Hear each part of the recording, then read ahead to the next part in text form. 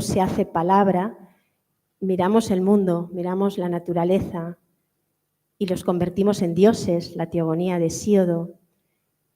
Observamos lo mejor y lo peor del ser humano, lo más abyecto y lo más excelso, y salen los héroes homéricos. Y al final nos miramos a nosotros mismos, hombres y mujeres de carne y hueso, y salen los personajes de la tragedia clásica, de la tragedia griega.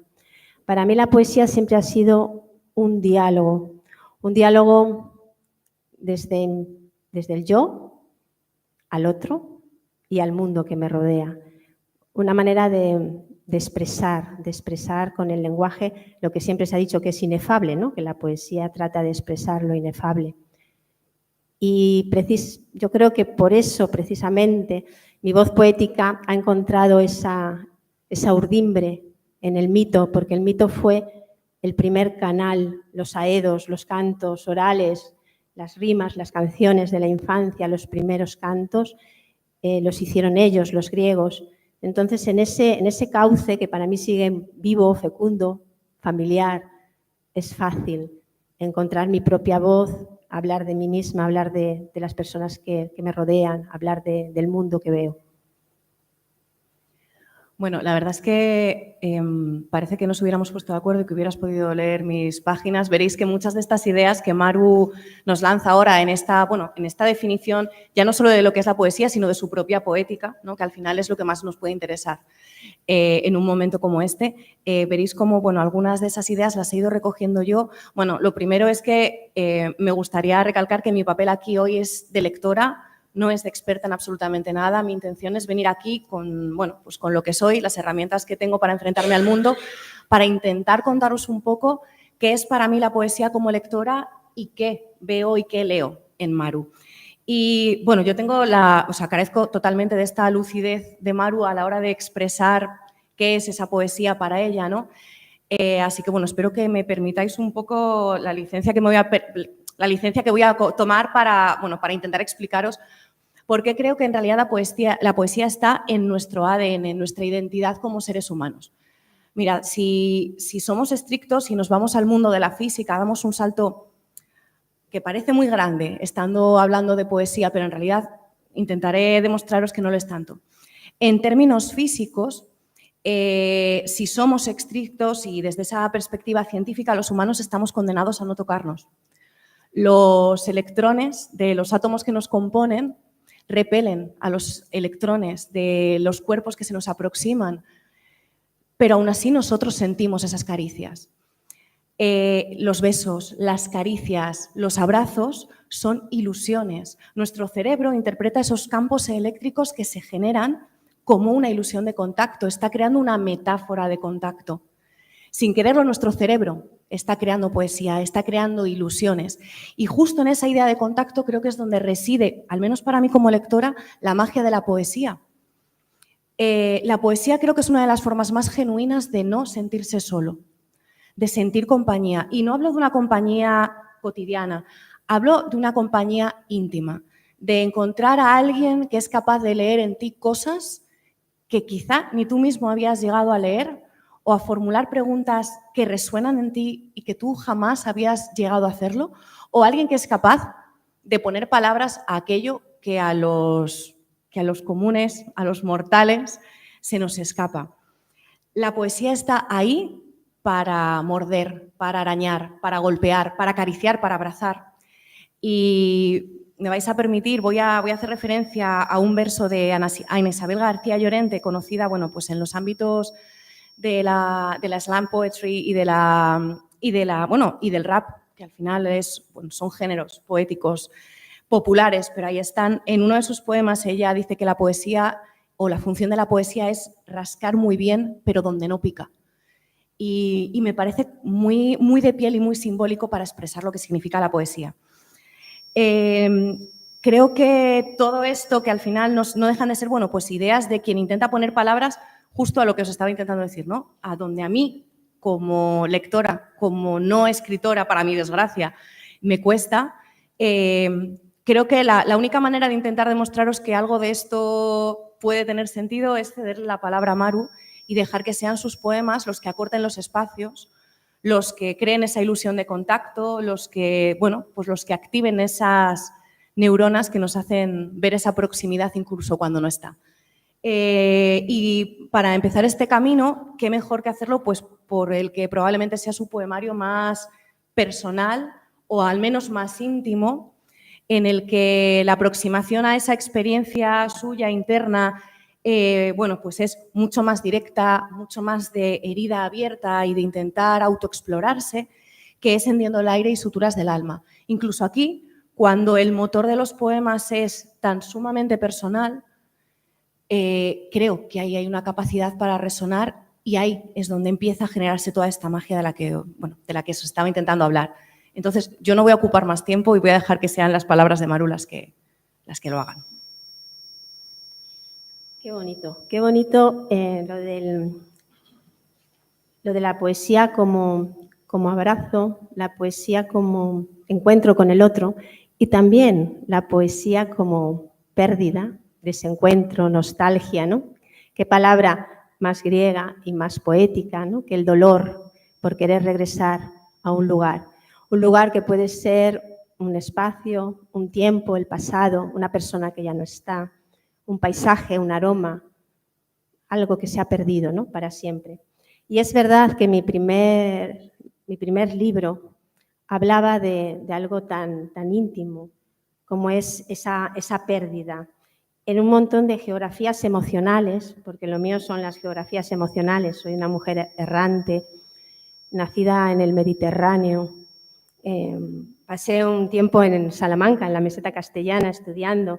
Tuve una vuelta a esa meseta en una relación y bueno, llevo 35 años viviendo en el Cantábrico. Entonces soy una mujer que coge un poco de todo y que siempre está ubicada en la nostalgia.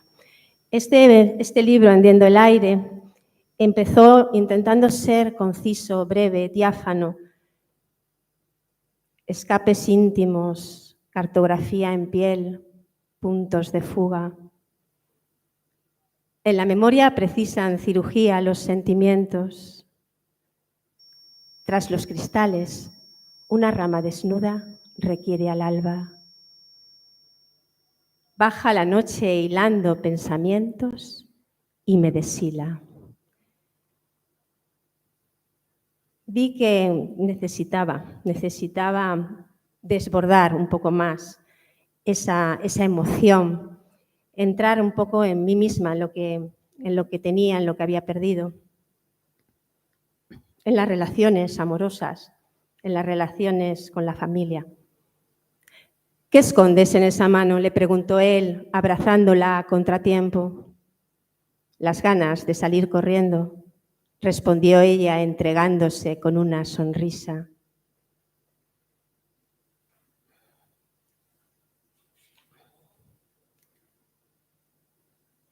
Toca hacer inventario de la casa. Musitan los rincones escondidos, rezuman lágrimas, las paredes cuchichean las puertas en voz baja. ¿Inventario de qué? De mi mano polvorienta, trazando caminos grises sobre muebles detenidos, de membrillos pudriéndose en la artesa que dejaste preparada para el dulce, de libros olvidados en el suelo, del irrespirable olor a moho de la ropa guardada y el dolor que lo invade todo, que se desborda escaleras abajo hasta los montones apilados con tus cosas y mi rabia. Orden judicial de enumerar cada día compartido, cada noche de desvelo. Recuerdos en hilera de nuestros viajes, aperos en desuso, fotografías torcidas, muescas en cada piedra. Inventario de la casa sin ti. Orden judicial sobre la mesa. Esta noche toca apagar la lumbre, arropar a los hijos, atrancar la puerta, saberse solo y no hacer balance. Esas idas y venidas de la meseta al Cantábrico, a este lugar hermoso, lejano, distante. Un homenaje a Emily Dickinson, una de mis poetas favoritas. Ella era fuerte, insondable en la memoria. No encontró resquicio alguno para la huida. La soledad se fue infiltrando por sus pliegues. Cubrió de fino musgo la piel de sus manos, enturbió sus ojos, clareó su pelo, ahogó las palabras en el oscuro pozo del silencio. Ella era fuerte y cerró la boca. Renunció a los besos, a las tardes enredados en el porche, a los calendarios con fechas señaladas para el reencuentro. Ella era fuerte y habitaba un lugar hermoso, lejano, distante, helado, pero hermoso, repetía él continuamente. Exiliada de su presente, olvidada de su futuro, ella se dedicó con la tenacidad de un muerto a la lenta tarea de ovillar el tiempo. Bueno, después del desbordamiento, tiene que llegar la calma en algún momento. Y la calma llega con la vuelta a uno mismo. Con la vuelta a una misma. Si me abrumo, recojo las 4 puntas de la piel. Las escurro en cualquier rincón. Extiendo cada fibra, aliso los miedos, repaso las arrugas y cuelgo al sol de la tarde los restos de mi pena, oreados por el viento. Si me abrumo.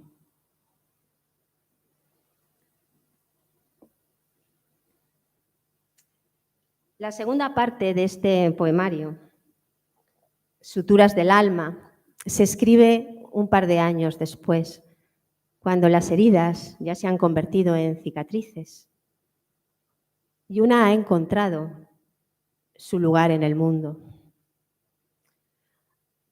Al cabo de los años, la hartura de ser fuerte, el escudo de la memoria, noches desveladas en áspero monólogo con la piel.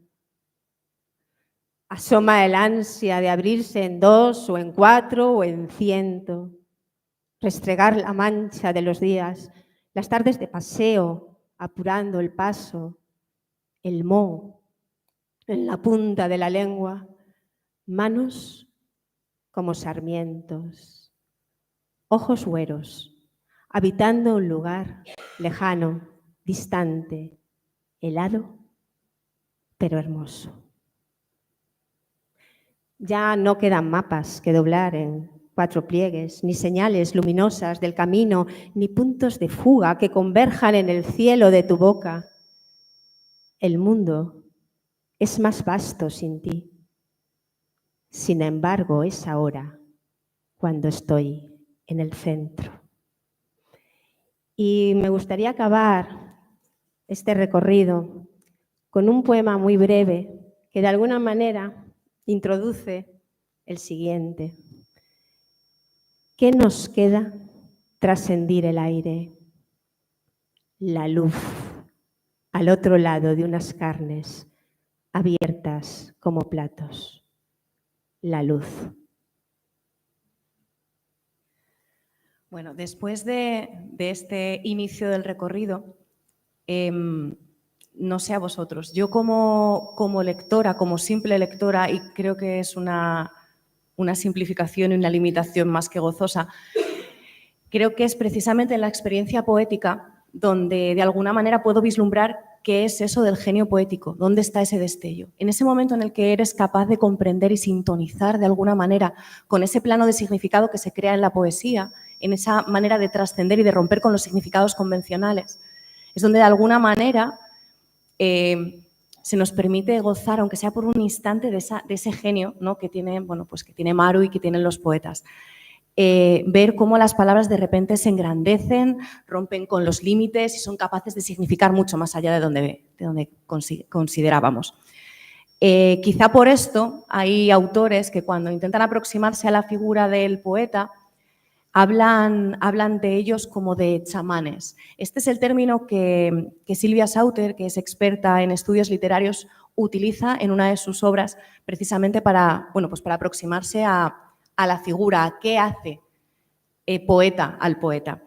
Y ella considera que es un ser visionario, chamánico, y cito textualmente, que intuye, vislumbra o presiente lo que se ha ido fraguando inconscientemente.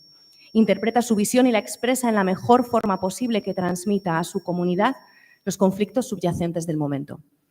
Claro, en esta cita se hace mucho hincapié en esa idea del poeta como, bueno, pues como ser de su mundo, como una persona hija de su tiempo. Pero también se vislumbra esa capacidad para trascender el tiempo, para romper esos límites. Y creo que es justo aquí donde nos vamos acercando a este No todos volvimos de Troya de Maru, al siguiente poemario del que nos va a recitar algunos poemas.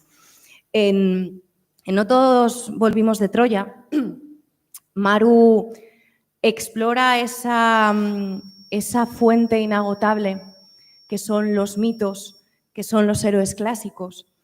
Lo que hace es demostrarnos la humanidad que todavía queda en ellos y de alguna manera como esa especie de destello olímpico que hay en nosotros como supervivientes en estas cosas del día a día, en esas pequeñas cosas que poco a poco nos van haciendo mella, pero bueno, de alguna manera si sobrevivimos a ella, pues algo de esos dioses y héroes habrá en nosotros. Maru da un paso más en esa externalización de la experiencia de la que os hablaba antes en este poemario. En este caso, toma voces nuevas, las de los dioses y los héroes. Explora ese núcleo mismo de la poesía, pues la mitología, como ella bien comentaba al principio, es el germen de la poesía. La mitología está ahí como una forma de explicar el mundo, encarnando metáforas. Una autora con la que creo que no va a ser la primera vez que comparen o con la que establezcan vínculos con Maru, que es Chantal Meillard, poeta y filósofa española de origen belga, también tiene una relación muy estrecha con la poesía, la tiene en su poemario Medea y también en varios de sus estudios. Y en uno de ellos, que es La razón estética, nos habla justo de la mitología en el siguiente sentido. Ella nos dice que los mitos se construyen como exorcismos. No encadenan ideas, sino imágenes. No explican, o al menos esa no es su intención inmediata, sino que proyectan, exteriorizan, materializan. Maru hace precisamente eso. En No todos volvimos de Troya. En los poemas que nos va a recitar a continuación me gustaría que nos posicionáramos un poco en esta perspectiva, porque lo que va a suceder es un doble eco de ese genio poético.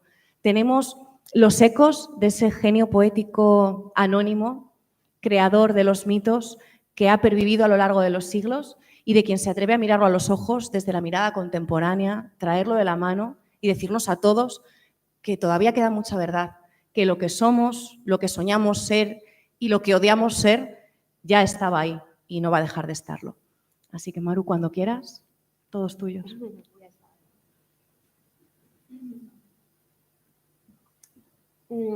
Aunque parezca que hablo de héroes y dioses, sigo hablando del yo, sigo hablando del otro, sigo hablando de todos nosotros y del mundo que nos rodea. Se estructura en 3 capítulos, in illo tempore, esos dioses que creemos tan arcanos, que en el fondo son nuestros anhelos más profundos, el anhelo de ser amados, de encontrar un lugar en el mundo, de ser felices, aunque sea por un instante, de sentirnos acompañados. Y nuestros miedos más profundos, el desarraigo, la soledad, la enfermedad, la muerte, aunque quizá eso era lo que más nos envidiaban los dioses, que éramos mortales y que todo lo vivíamos de una manera efímera y maravillosa. Si los dioses no hubieran temido a la oscuridad, jamás habrían engendrado tamaños monstruos.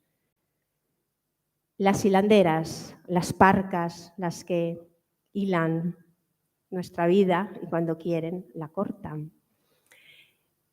El patio inundado de luz, las primeras brevas por San Juan, el exacerbado canto de las chicharras, las manos húmedas de sudor, las tijeras inertes sobre el regazo.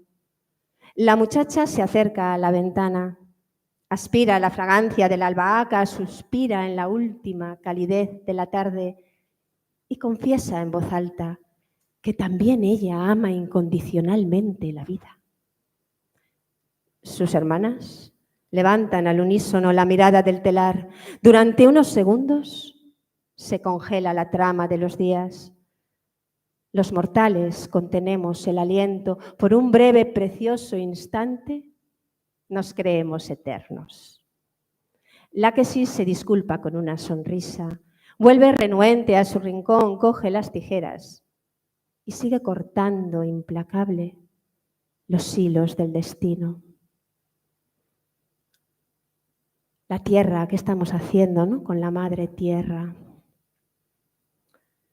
Cuando regresó al cabo de los siglos, con un par de cataclismos bajo el brazo, algún que otro apocalipsis entre las canas y un puñado de estrellas muertas en su gabán, Caos se detuvo atónito en el umbral del planeta. Disimuló el gesto ante una avejentada gea, tomó sus manos encallecidas, obvió las palabras. Había visto demasiadas insanias ahí fuera para cuestionar también las de la madre tierra.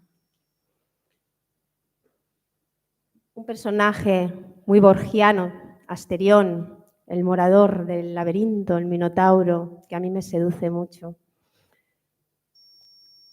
Solo una vez se atrevió a confesar a Asterión que también él conocía la salida del laberinto. La segunda parte del libro, de viejas culpas y nuevas redenciones, somos la familia, mis abuelos andaluces. Yo me crié en una casa junto al mar en Tarragona, ellos vivían allí. Éramos la única casa que tenía un huerto, todas las demás tenían jardines maravillosos y mi casa tenía un huerto andaluz. Y yo recuerdo muchas cosas de seguir a mi abuelo por el huerto, acompañarlo, escuchar sus historias, ir a buscar, ir a recolectar. Habla de las heroínas y de los héroes, habla de las mujeres, de nosotras, de las mujeres que caemos, que nos levantamos, de las madres, de las hijas, de las hermanas. Y a veces de personajes que se presentan en los viajes por mi amado Mediterráneo. Y yo soy capaz de ver en Corfú a Calipso en un balcón, una mujer mayor, ¿no? Que saca un pedazo de pan. Me encuentro con ellos todas las veces, ¿no? Todos los días, y eso es bonito, ¿no? Poder dialogar.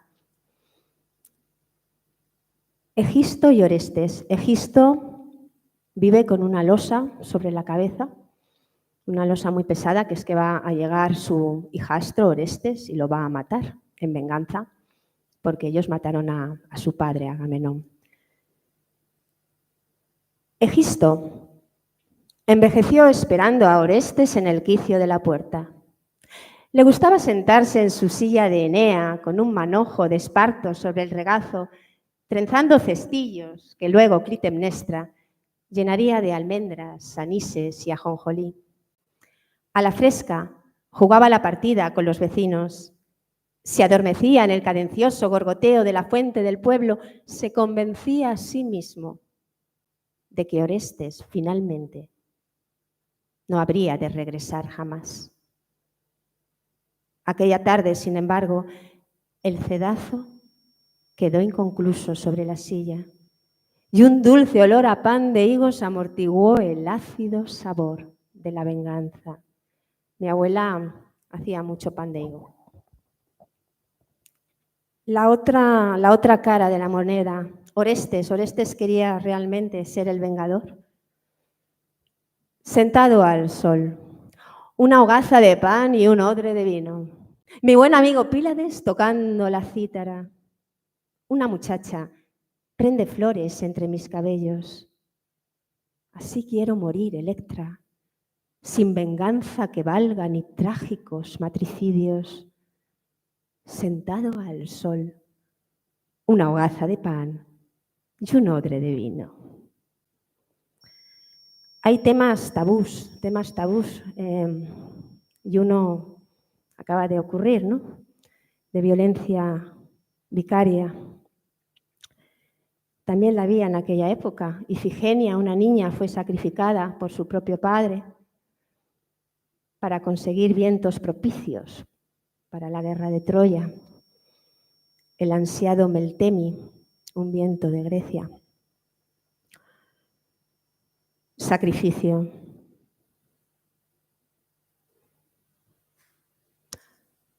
Antes de coronar la cuesta, una leve brisa memorizó su rostro.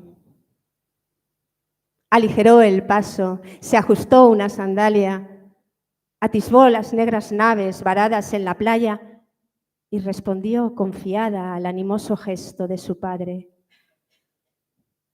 Aquella noche se levantó el Meltemi.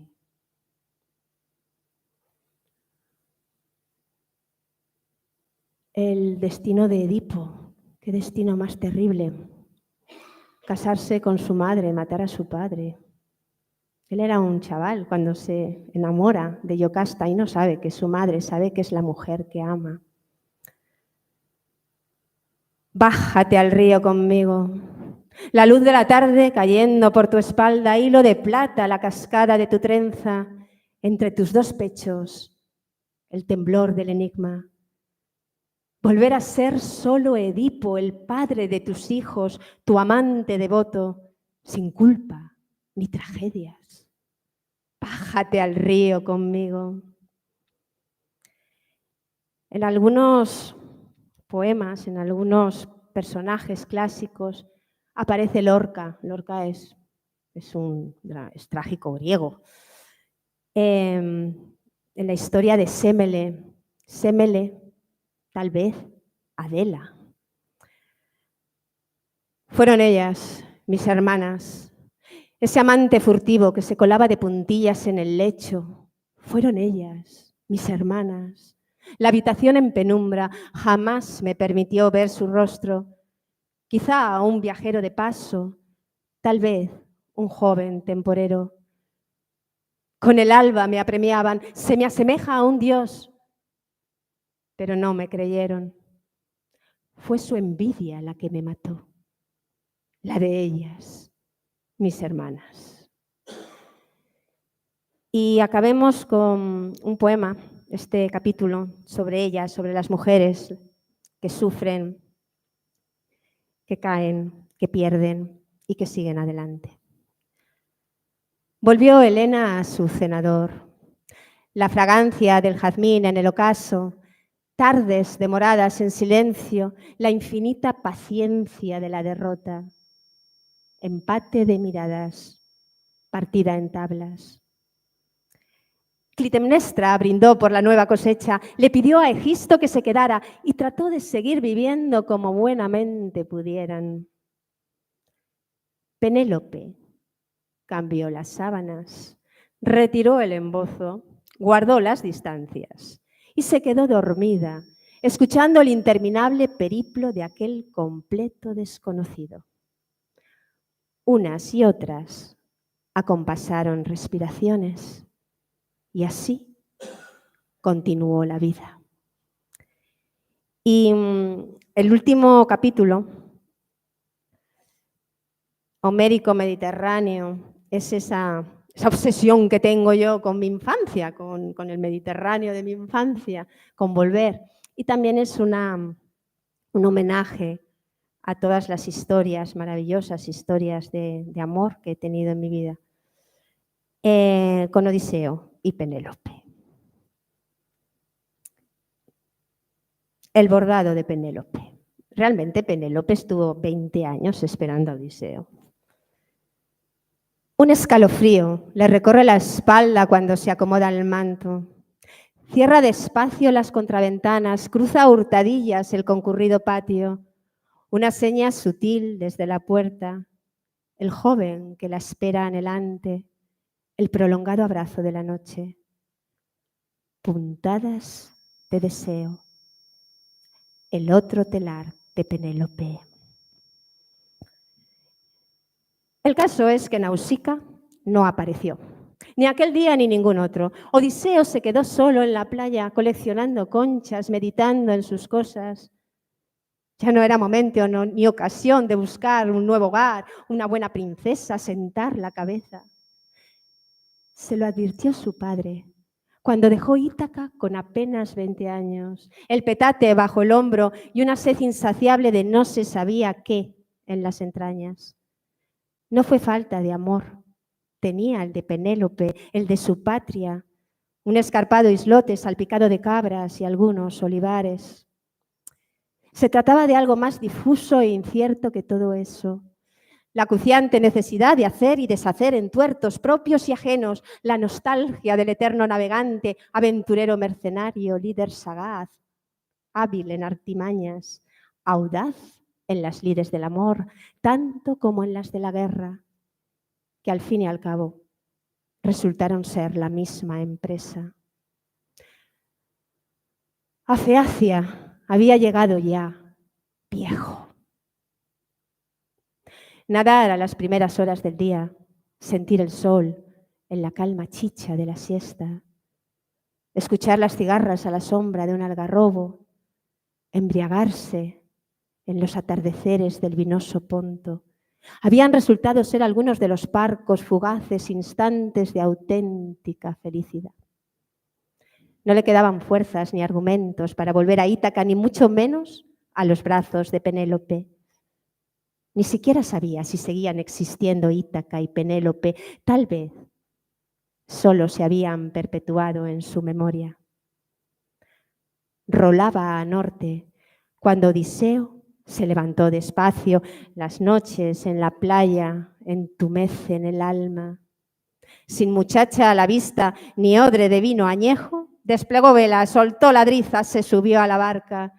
Todavía quedaban algunas islas, esquivas diosas, indómitos gigantes, arduos escollos y algún que otro averno por conquistar. Hay un poema sobre la guerra de Troya, los que están en un segundo plano, que creo que es un poema muy interesante en muchos aspectos. El de Creusa, la mujer de Eneas. Hemos oído hablar de Eneas, el fundador de Troya. ¿Dónde está Creusa? Le faltaba aliento en la batalla, la ropa pegada al cuerpo, un calor asfixiante, el hedor, los lamentos, los continuos desquiciantes lamentos. Siempre había permanecido en la sombra, en un discreto, conveniente segundo plano. No era la más ocurrente, tampoco la más ingeniosa. Su principal virtud, la constancia, esa habilidad para pasar siempre desapercibida, la prudencia en sus actos, la mesura de sus palabras. Se había hecho tan invisible a los ojos de todos que en aquella crucial huida de la ciudad de Troya hasta su esposo se olvidó de ella.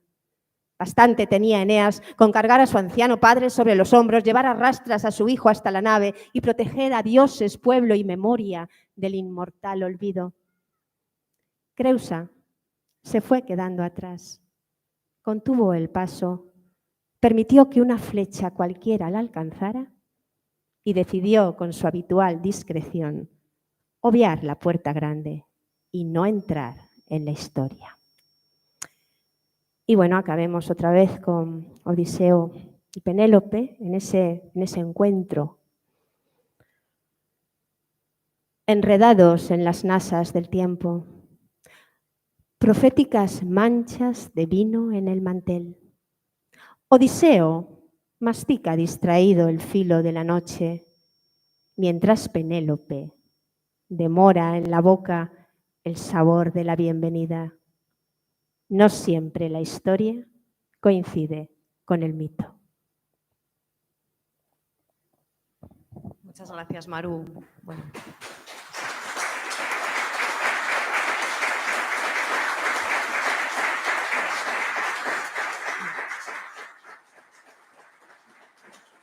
Sí, es un placer leerte. Creo que ahora mismo sobra decir que es un placer escucharte. Y mira, justo esa relación tuya con el teatro creo que nos va a venir muy bien para, bueno, pues para acercarnos al siguiente poemario, al que nos vamos a acercar a través de este recital de Maru. Estamos viajando por sus geografías emocionales, por esas geografías poéticas, en las que vamos viendo cómo vamos saltando de mar en mar, de isla en isla, de interior a costa, de la mano de lo individual y de lo colectivo, que están haciendo un baile constantemente alrededor de nosotros. Me gustaría permitirme otra vez, bueno, pues esa obsesión mía como profe de atesorar citas que de vez en cuando pues una saca. Voy a volver a sacar una cita de Chantal Meillard de nuevo, que creo que nos va a ayudar a entender, o al menos a mí, me ayudó un poco a estructurar mi mente a la hora de entender lo que ocurre en Rumores Yámbicos, que es el poemario al que nos vamos a dedicar ahora y que, por cierto, verá la luz en breve. Que ya obtuvo su premio Amantes de Teruel y que, bueno, pues podremos disfrutar en papel dentro de muy poquito. Como os decía, voy a volver a Chantal Meillard y voy a volver, en este caso, a su definición de la figura del poeta. Ella dice que el poeta es, cito textualmente, un ser ético en el sentido délfico de la expresión, pues es aquel que realiza espontáneamente el paso del yo al nosotros, sin que medien razones. Se sabe en compañía porque contempla el suceso y no los fenómenos en su independencia. Y si hay algo que me gusta de esta cita, es que más allá de esa capacidad de visualizar, de esa capacidad comunicativa de los poetas, de tender lazos con el lector, me gusta mucho esa idea de se sabe en compañía, porque nos permite de alguna manera explorar una segunda ligazón, una segunda conexión, que es la del anclaje del propio poeta en el otro. Y en el otro, que somos los lectores, ¿no? En esa manera de lanzar, de decir en voz alta determinadas cosas, pero también, y creo que eso especialmente en Rumores Yámbicos, en esas otras voces a las que se les da vida, en esos otros personajes que cobran voz. En Rumores Yámbicos, Maru, bueno, vuelve a comunicarse con la poesía, vuelve a explorarla. No nos podemos olvidar que al final la mitología, bueno, pues va de la mano de su formación y de su pasión. Y en este caso se acerca a mujeres con sus dramas y con sus preocupaciones, mujeres que de alguna manera prestan su voz a Maru a la vez que Maru les da voz, mujeres de las que se viste, porque no nos podemos olvidar de que Maru es teatro, por sus venas recorre lo teatral y de alguna manera, bueno, se establece esa simbiosis y esa relación entre estos personajes y la propia Maru con sus peleas y sus luchas cotidianas y con el buscarse a sí misma. Rumores Yámbicos me parece un poemario maravilloso en el que se hermanan esas dos facetas que hemos ido explorando, la de la intimidad y la de los mitos. Y bueno, pues sin más os dejo con esos poemas para que los disfrutéis. Muchas gracias, María. Estos no me los sé, ¿vale? No me los sé de memoria. Los publicará también Reino de Cordelia en abril, me prometieron. Y es mi particular homenaje a un libro, Las Heroidas de Ovidio, que son cartas epistolares de mujeres a hombres, de amantes, casi siempre cuando los amantes las dejan, ¿no? Pero yo quería hacer de mujer a mujer. Yo tenía que saldar cuentas pendientes con, como tú has dicho, conmigo misma, con mi hija, con mi madre, con mi hermana, con mis amigas. Y eso es lo que he hecho con Rumores Yámbicos. Voy a volver un poco a este tema tan duro, porque también quería abordar temas duros de la violencia. La violencia, el abuso de los niños cuando tienen que sentirse protegidos por las personas que los cuidan, por sus padres. Y no es así. De Pasífae a Ariadna. Pasífae es la madre de Ariadna. Ariadna es la que ayudó a Teseo a salir del laberinto, ¿no? El ovillo, el hilo de Ariadna. Y su madre Pasífae era una maga, una hechicera muy poderosa. Fue la que engendró al Minotauro con un toro. Ariadna y el Minotauro son hermanastros. De Pasífae a Ariadna. Me gusta observarte desde la distancia mientras dibujas una canción en los labios. La luz del sol sobre tu cuerpo menudo El cabello recogido, las manos laboriosas, esa mirada tan tuya, prendida en el rumbo de las nubes que pasan. La tarde en que recogí tu cuaderno en la baranda, busqué pájaros, flores, el intenso azul del mar, la luz en los almendros, pero solo encontré una bancada de ojos negros, escurridizos peces de rabia boqueando en una ciénaga tan oscura como la sangre. ¿Qué le contesta Ariadna, la hija, a su madre? Enredada en mil cosas, afanes quiméricos, amores inoportunos, sortilegios varios para detener el tiempo, tu ajado abanico de pavo real, un ojo por cada admirador. Me sorprendiste una tarde en la baranda. Recuerdo mis manos temblorosas, la mirada baja, el cuerpo encogido. Apenas tenía 12 años. Recuerdo también la crispación de tu voz cuando me preguntaste a bocajarro si mi temor era por el morador del laberinto. Me sorprendió tu ceguera, madre. El logro nunca fue el minotauro, sino su heroico matador, el joven seductor Teseo.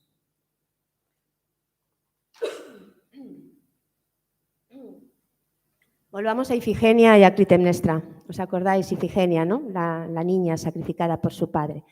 La apartaron de su madre para que su madre no se diera cuenta de a dónde iba, ¿no? La engañaron. Pensaba que iba a casarse. De Ifigenia a su madre, a Clitemnestra. Todo terminó con un golpe de viento. Apenas sentí llegar el hacha del verdugo. Cosidos mis ojos a los de mi padre, un pozo de brea más negra que la pez. Un rastro de sangre se deslizó cuerpo abajo hasta lo más hondo, mientras allí arriba, el brazo todavía en alto, rugía poderoso el Meltemi. Desde este lugar raíz en el que ahora me encuentro, mis reproches no son para él. Sabía perfectamente lo que hacía. Fuiste tú, madre, la que me soltaste de la mano. De Clitemnestra, la madre, a Ifigenia. Hay que saber mascar bien la herida, escupirla triturada cada noche, romper el sello que atenaza la garganta, aguantar el golpe agrio de la arcada, vivir a duras penas erguidas sobre la tierra, entender el porqué de semejante castigo. Dicen las viejas que las víctimas son los peores verdugos. Ojalá pudiera regresar a ese fatal instante. Te mantendría a salvo en un lugar seguro, si es que existe refugio alguno para las mujeres. Azancadas de rabia subiría a la colina, un hachazo de luz para el altar del sacrificio. Crecerías desde la raíz, fuerte, confiada, sin pozos ciegos como la brea, sin malos vientos que sesgan vidas, sin puertas falsas ni guaridas secretas, tu grito bien amarrado al mío. Vamos a quitar un poquito de hierro y vamos a acabar con la epístola que creo le envió Circe a Calipso. Circe y Calipso fueron dos mujeres de las que se enamoraron de Odiseo. Odiseo no sé si se enamoró de ellas, ¿no? Pero pasó un buen tiempo con cada una de ellas. De Circe a Calipso. Con el siguiente envío de Cantueso te llegará también un hombre que creí mío, como lo creerás tú durante un tiempo. No te encariñes demasiado de él. Es un ave de paso más. Somos mujeres de raíces duras, encajadas en las aristas de la tierra, manos abiertas al abrazo del mar. Nuestro fue el naufragio, suyo tan solo el canto de sirenas. Calipso cae enredada en la seducción de Odiseo. Le promete la inmortalidad y la eterna juventud, es una diosa, Pero Odiseo la rechaza, quiere volver a Ítaca con Penélope. De Calipso a Circe. Hace ya muchas mareas que no recibo tus envíos, el hipérico es el que más añoro. Enjaulé al ave migratoria a pesar de tus consejos, renegado guardián de mi cuerpo, insomne custodio de mis miedos. Un amor con lastre es una isla que zarpa. La inmortalidad resulta tediosa, mi querida Circe. La soledad, una férrea cadena.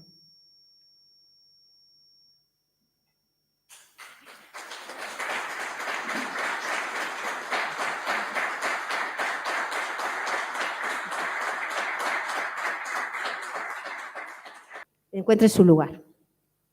Bueno, aún así, siempre buenas noticias. Y bueno, con estas promesas de futuro va llegando el cierre de este acto, cuyo broche de oro, bueno, pues pondrá a Maru con un poema.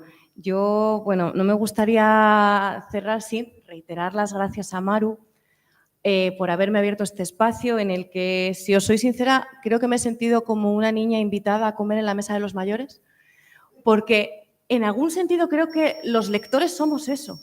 Somos esos niños que no dejan de soñar nunca con imitar a los mayores, que están constantemente disfrutando de ese genio de los otros, soñando con que algún día lo llegaran a hacer igual que soñábamos de pequeños con ser, no sé, actores, actrices, astronautas, bomberos. Y que vivíamos felices, ¿no?, en esa ilusión. Pues, ¿por qué no seguir viviendo felices en cada una de esas lecturas? Creo que también es bonito pensar en esa parte de la poesía que reside en nosotros como lectores, en esa mirada poética que aprendemos poco a poco.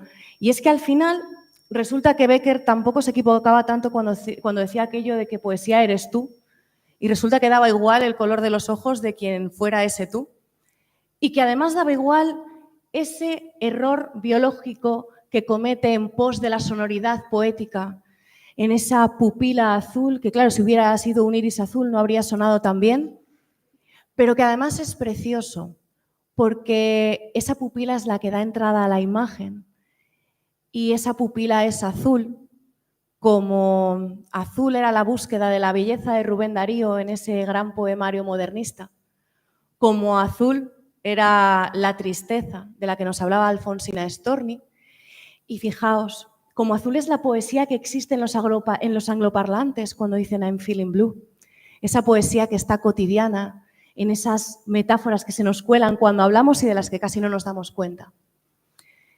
Y es ese mismo azul que está en ese verso final que encuentran en el bolsillo de Machado, en esos días azules y ese sol de la infancia. Y es ese azul que está en los mares de Maru, en ese Mediterráneo de su infancia al que vuelve, porque a lo mejor la conclusión es que quizá, y solo quizá, la poesía sea en sí misma azul. Así que, Maru, broche de oro para ti. Yo creo que este poema, de alguna manera, aúna muchas cosas que hay por aquí. Y hay un juego de niños en Cataluña, que no sé cómo se llama aquí, que te persiguen y cuando te quieres salvar te subes a un sitio y dices casa, ¿no?, porque no tocas con los pies el suelo. Bueno, pues allí se dice tocar mare. Asomarme a mí, a mis ansias, a mi búsqueda, a mi particular desasosiego. Abrazarme sin culpas ni reconvenciones, escucharme despacio, acariciarme sin prisa, encontrarme cobijo, sentirme a salvo y volver a las callosas manos de mi abuelo, trenzando su cedazo de esparto, tocar mare.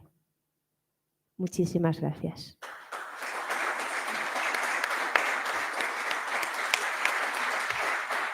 Muchísimas gracias. Y a Alberto, y a la Biblioteca Central, y a vosotros por estar aquí hoy. Y a ti, María. Ha sido muy bonito. A ti siempre.